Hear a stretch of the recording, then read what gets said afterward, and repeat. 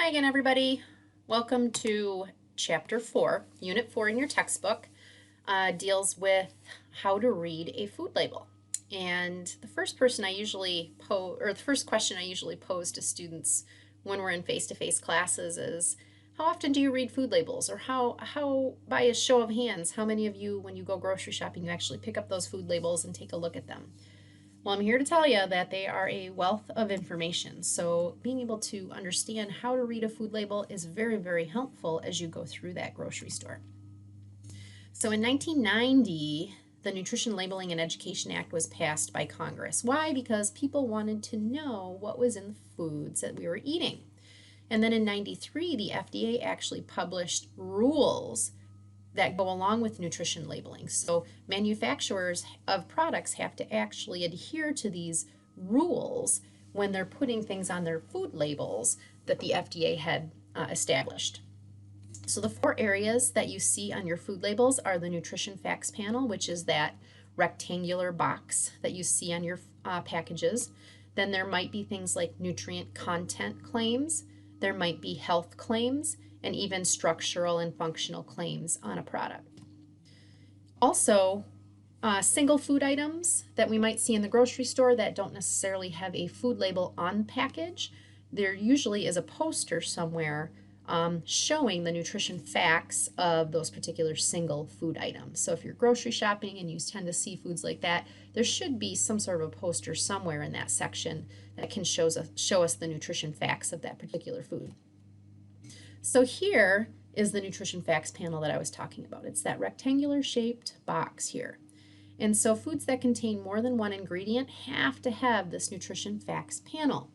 And all the information that's required here, required information is serving size. So right up at the top you can see how many servings there are in the entire container and then what one serving equals. And this is important to pay attention to because a lot of foods are packaged with more than one serving in a container. So that's an easy way to ingest additional calories if we eat, say, the entire package.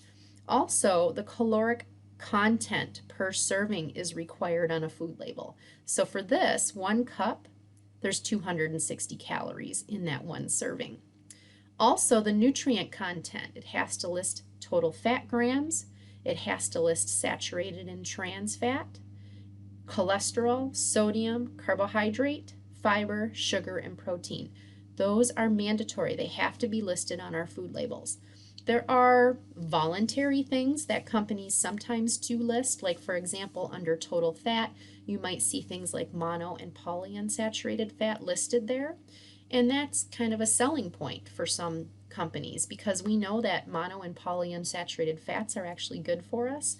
So if we see that on a food label, we can sometimes, it helps us to determine maybe that's a better or a healthier source to purchase. So, you know, that can be informational. And again, it's not mandatory, but it's a voluntary thing that, you know, some companies do put on their food labels. And then of course, we also have to have the list of ingredients. And the list of ingredients is always going to be down here at the very bottom underneath the nutrition facts panel. Also, we might see things like content, nutrient content claims.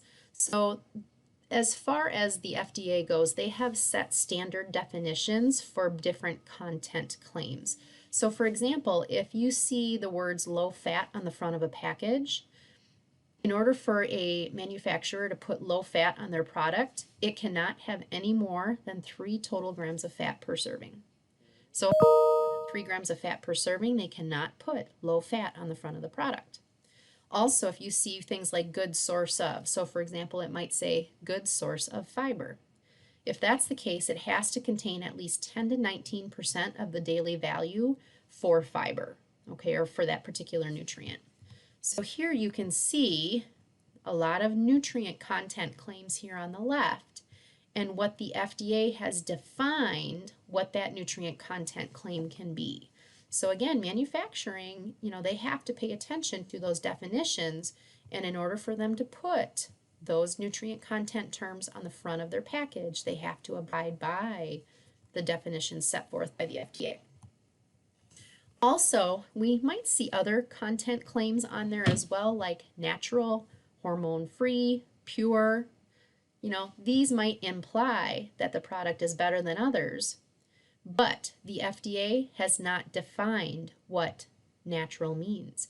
It has not defined what hormone-free means. So that is left up to each individual manufacturer of the product. So it may or may not represent a health benefit, and it could mislead consumers about the health value of a product. So again, these are not defined by the FDA, although we might see claims like this on the front of the package. So keep that in mind. Natural is another one. We might see the word natural on a label. It doesn't guarantee that the food has no artificial ingredients.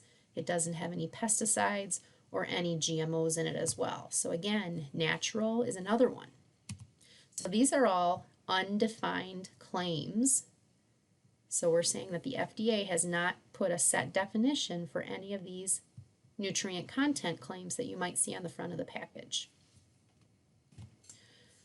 Health claims is another area that we might see on food labeling. So foods that have a scientifically agreed upon benefit for disease prevention can be labeled with a health claim.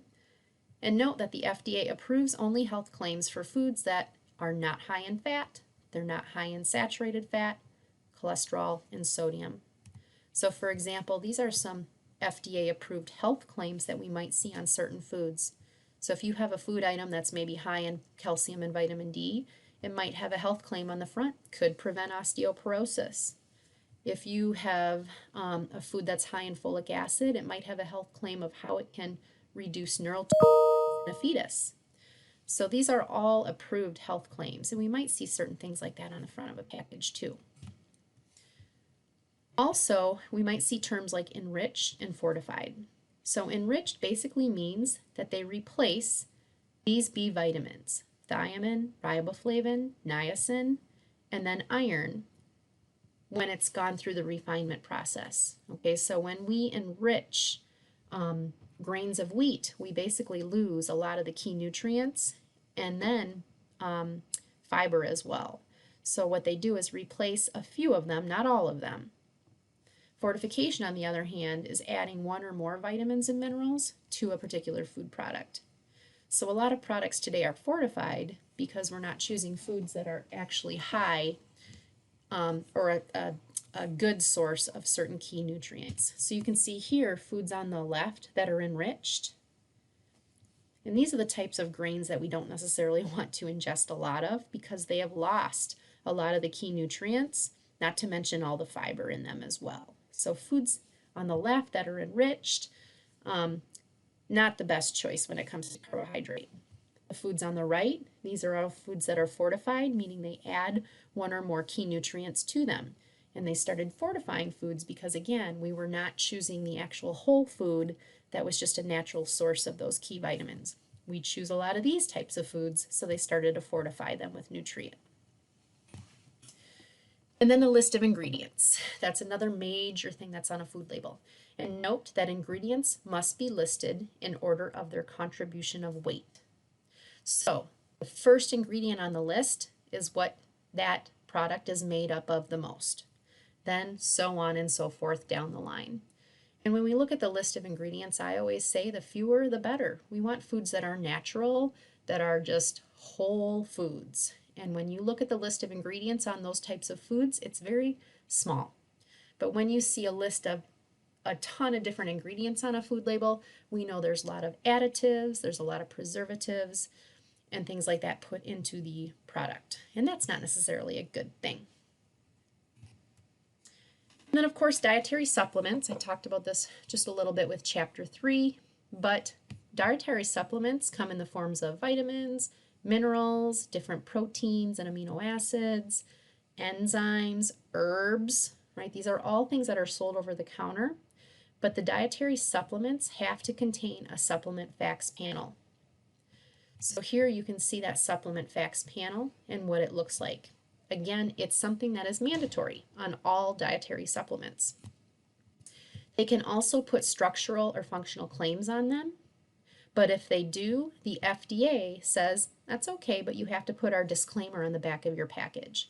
And if you turn those packages over and you look on the back, you'll see the FDA disclaimer saying something to the tune of, this product is not intended to diagnose, cure, mitigate, treat, or prevent disease. So here you can see a functional claim here, functional and structural claim. They're saying that it's an antioxidant that's going to promote cardiovascular and joint health.